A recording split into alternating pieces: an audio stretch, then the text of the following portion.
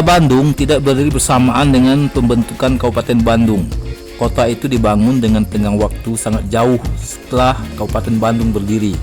Kabupaten Bandung dibentuk pada sekitar pertengahan abad ke-17 Masehi dengan bupati pertama yang bernama Tumenggung Wirangunangun. Ia memerintah Kabupaten Bandung beribu kota di Krapia, saat itu dikenal dengan Dayeuh Kolot. Ketika Kabupaten Bandung dipimpin oleh Bupati ke-6 yaitu R.A. Wiranatakusumah II periode 1974 sampai 1879 yang dijuluki Dalem Kaum. Kekuasaan di Nusantara beralih dari kompeni kepada pemerintah Hindia Belanda dengan gubernur jenderal pertama yang bernama Herman Willem Daendels.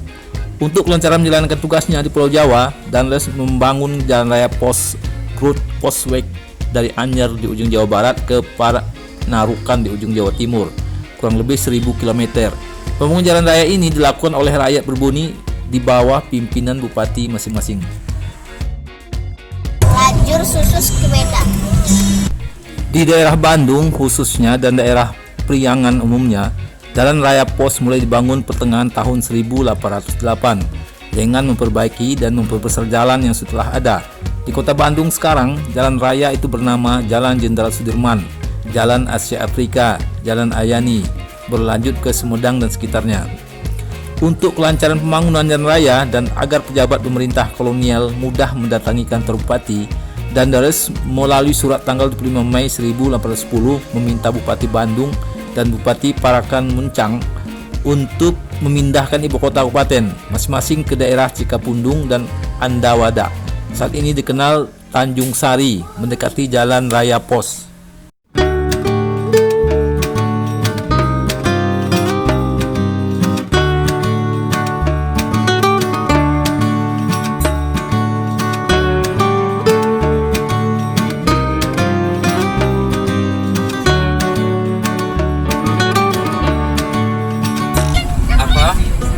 Foto sih sebentar bisa. Itu apa? LAJR tuh najago PJR nah. Jago yang berhenti. Bisa ya. Iya.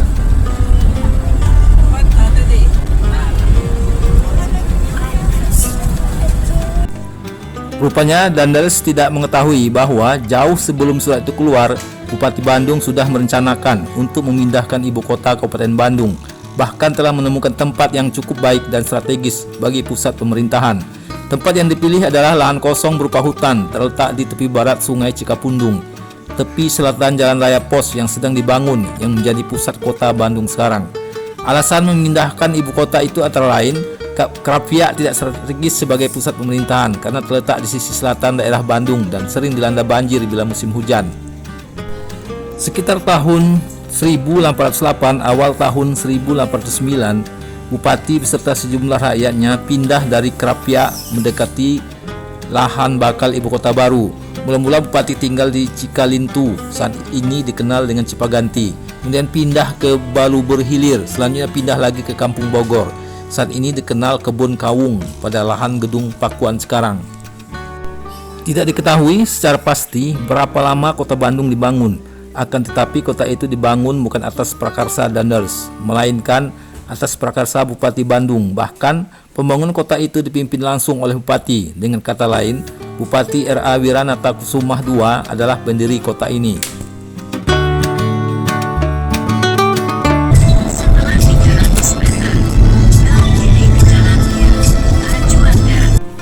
Kota Bandung diresmikan sebagai ibu kota baru Kabupaten Bandung dengan Beslit tanggal 25 September 1810.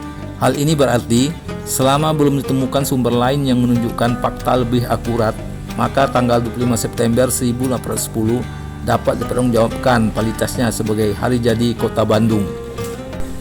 Sejak Kota Bandung berdiri hingga pertengahan tahun 1864, hanya berfungsi sebagai ibu kota kabupaten yang sepenuhnya diperintah Bupati R.A. Wiranatakusumah II, dilanjutkan Bupati R.A. Wiranatakusumah III periode 1809 sampai 1846 dan Bupati R.A. Wiranatakusumah IV periode 1846 sampai 1874. Pada masa pemerintahan Bupati R.A. Wiranatakusumah IV, tepatnya tanggal 7 Agustus 1864, Kota Bandung berfungsi sebagai ibu kota Kresidenan Priangan, menggantikan kota Cianjur yang rusak berat akibat meletusnya Gunung Gede. Dengan demikian, sejak itu kota Bandung terjadi dualisme pemerintahan, yaitu pemerintahan kabupaten, pemerintahan tradisional, dan pemerintahan kepresidenan, pemerintahan kolonial. Hal ini berlangsung sampai dengan kota Bandung menjadi kota pemerintahan otonom yang disebut Gemeente sejak 1 April 1906. Di kota Bandung ini ada sejarah heroik tercatat dalam sejarah perjuangan bangsa Indonesia sebagai peristiwa Bandung Lautan Api. Lagu Halo Bandung ciptaan Ismail Marzuki menjadi lagu perjuangan yang pada saat itu. Peristiwa ini terjadi dimulai dari surat kabar The Warheads sebagaimana dikutip Suara Merdeka Bandung Juli 1946 memberitahukan bahwa di Downingster 10 London pada awal tahun 1946 Inggris menjanjikan penarikan pasukannya dari Jawa Barat dan menyerahkan Jawa Barat kepada Belanda yang selanjutnya akan menggunakan sebagai basis militer untuk menghadapi Republik Indonesia. Kesepakatan dua sekutu Inggris dan Nika Belanda itu memunculkan perlawanan heroik dari masyarakat dan pemuda pejuang di Bandung. Ketika tentara Inggris dan Nika melakukan serangan militer ke Bandung, tentara sekutu berusaha untuk menguasai Bandung, meskipun harus melanggar hasil perundingan dengan Republik Indonesia. Agresi militer Inggris dan Nika Belanda pun memicu tindakan pembumihangusan kota oleh para pejuang dan masyarakat Bandung. Warga Bandung cinta kotanya yang indah, tetapi lebih cinta kemerdekaan.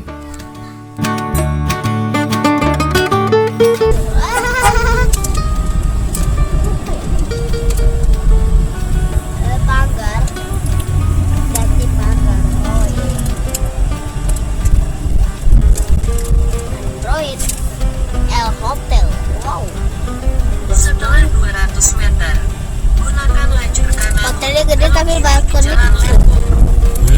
Hotelnya gede tapi balkonnya kecil. Menyalakan tablet. Kok bisa ya?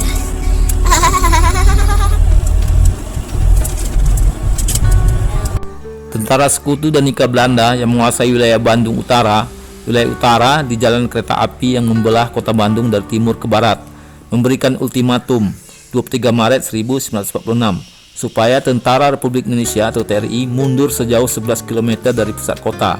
Wilayah selatan jalan kereta api dikuasai TRI paling lambat pada tengah malam tanggal 24 Maret 1946. Tuntutan itu telah disetujui pemerintah Republik Indonesia di Jakarta, padahal markas besar di Yogyakarta telah memerintahkan TRI untuk mempertahankan setiap jengkal tanah Bandung. TRI dan masyarakat Bandung memutuskan untuk mundur ke selatan, tetapi sambil membumi hanguskan kota Bandung agar pihak musuh tidak dapat memanfaatkannya. Pada siang tanggal 24 Maret 1946, TRI dan masyarakat mulai mengosongkan Bandung Selatan dan mengungsi ke selatan kota. Pembakaran diawali pada pukul 21 di Indis Restoran di utara alun-alun BRI Tower sekarang.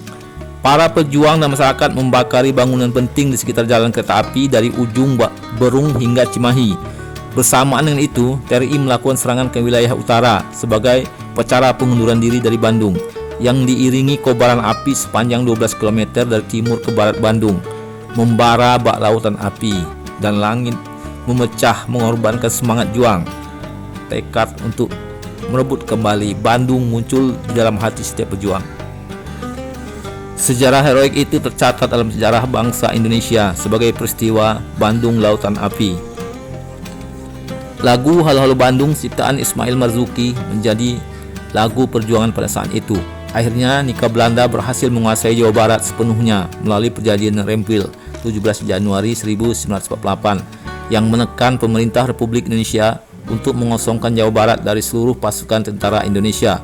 Menyusul kegagalan agresi militer 20 Juli sampai 4 Agustus 1947, Nika melanggar genjatan senjata dan terus menggempur basis pertahanan tentara Indonesia hingga Januari 1948. Pasukan Indonesia divisi Siliwangi terpaksa hijrah ke Jawa Tengah pada tanggal 1 sampai 22 Februari 1948.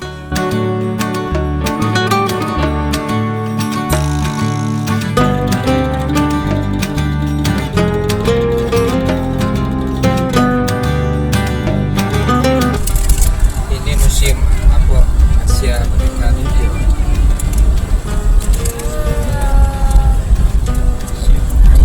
sawah ya.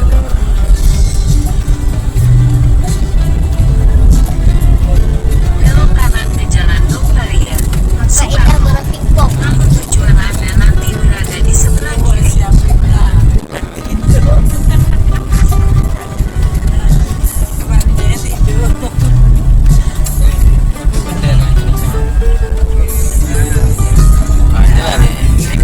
Parkir. Parkir dulu tak? Kayaknya bisa tak? Di seluruh Indonesia mungkin tidak ada kota yang seperti Bandung, di mana wilayahnya secara sosial dan tata kota terbagi dua, utara dan selatan. Pembagian itu bukan tanpa maksud dan tidak terjadi secara alamiah, tetapi memiliki tujuan dan desain untuk memenuhi tujuan itu. Orang-orang Eropa banyak yang mendirikan villa-villa di kawasan utara. Menurut pegiat aktivis sejarah Bandung, Ridwan Huta Galung, kawasan utara Bandung saat itu bentang alamnya sangat berbeda dengan Bandung hari ini. Bandung saat itu masih dipenuhi bukit-bukit kecil, misalnya di belakang gedung Pakuan, rumah dinas Gubernur Jawa Barat, atau yang saat ini jadi lokasi rumah sakit mata Cicendo. Di awal abad 20 masih berupa bukit, dan di puncaknya ada sebuah villa. Begitu pula kawasan Dago, mulai dari perempatan Jalan Merdeka saat ini ke arah utara adalah kawasan yang elevasinya cukup tinggi, sehingga orang yang berdiri di sana dapat menikmati pemandangan luas ke arah selatan. Mungkin karena keindahan dan kenyamanan udaranya, banyak orang Belanda dan Eropa lainnya memilih kawasan utara Bandung sebagai tempat tinggal atau ketira. Walau demikian, ada pula kampung-kampung pribumi di kawasan utara Bandung yang sudah ada sejak sebelum Belanda masuk ke wilayah itu. Kampung-kampung itu tetap dibiarkan oleh Belanda, dan kemungkinan di kampung-kampung itulah keluarga-keluarga Belanda mendapatkan pasokan babu untuk mengurus rumah-rumah mewah mereka. Ketika kawasan utara Bandung semakin menjadi konsentrasi pemukim Belanda, dibutuhkan pemerintahan yang khusus mengurusi kepentingan-kepentingan orang Eropa. Maka pada tahun 1906, kawasan utara Bandung ditetapkan sebagai kota di bawah kepemimpinan seorang wali kota Belanda. Pemerintahan kota Bandung saat itu hanya mengurusi kepentingan orang Belanda dan Eropa, walaupun ada juga satu kantor dinas yang mengurusi urusan pribumi, sedangkan Bupati Bandung dan pemerintahannya mengurusi urusan pribumi. Pembagian utara selatan Bandung bukan semata pembagian wilayah orang Eropa dan pribumi, tapi juga bentuk pembagian kelas sosial dan citra. Sejak zaman kolonial, kawasan selatan selalu diidentikan dengan kemiskinan, kebodohan dan jorok. Citra yang selalu ditempelkan pada pribumi. Juga bukan kebetulan, aktivis pergerakan nasional yang pernah bermukim di Bandung saat itu, misalnya Soekarno dan M. Natsir, juga tinggal di kawasan selatan, walaupun bersekolah di kawasan utara. Tentu saja salah satu alasannya karena menyewa tempat tinggal di kawasan selatan lebih murah bagi orang pribumi. Sebaliknya, kawasan utara adalah kawasan yang bersih, tertib dan indah, dengan banyak taman kota untuk pelesiran warganya. Kawasan utara juga jadi tempat pelesiran warga pribumi dari Bandung Selatan, di mana mereka bisa menikmati suasana dan bergaya seperti orang Belanda, kemudian pulang ke selatan, seakan-akan seperti sudah naik kelas sosial. Nama daerah Dago juga lahir dari kebiasaan itu, di mana orang-orang pribumi saling menunggu. Dalam bahasa Sunda disebut ngadagoan tempat itu. Kemudian pelesir bersama-sama lebih jauh ke utara.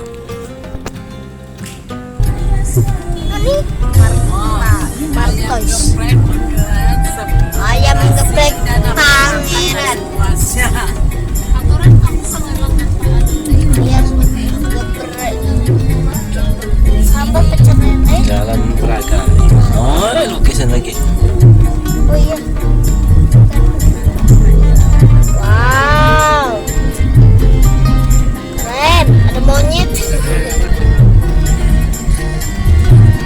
Ada kapal CCTV. Di era kemerdekaan sampai hari ini, pembagian kawasan utara selatan itu masih terjadi dan dipertahankan, entah disengaja atau tidak. Kawasan utara masih identik dengan pemukiman elit, sedangkan utara pemukiman bagi warga kelas menengah ke bawah. Pembangunan dan tata kotanya pun masih mengikuti pola kolonial. Kawasan utara terus dipercantik dengan beragam fasilitas, sementara kawasan selatan semakin sumpek karena jadi wilayah industri dan perdagangan, dan belakangan menjadi kawasan pemukiman untuk warga kelas menengah. Kita berharap Bandung ke depan semakin cantik dan menjadi daerah tujuan wisata premium bagi wisatawan lokal dan internasional. Infrastruktur wisata dan bentang alam yang indah adalah daya tarik tersendiri kota ini. Selain dikenal dengan Bandung Lautan Api, juga peristiwa penting dunia ada di sini, yakni Konferensi Asia Afrika yang peristiwanya dijadikan nama Jalan Asia Afrika dengan Museum Asia Afrika yang masih kokoh berdiri. Halo, halo Bandung, ibu kota periangan. Halo, halo Bandung, kota kenang-kenangan. Sudah lama beta tidak berjumpa dengan kau. Sekarang telah menjadi lautan api, mari bung rebut kembali.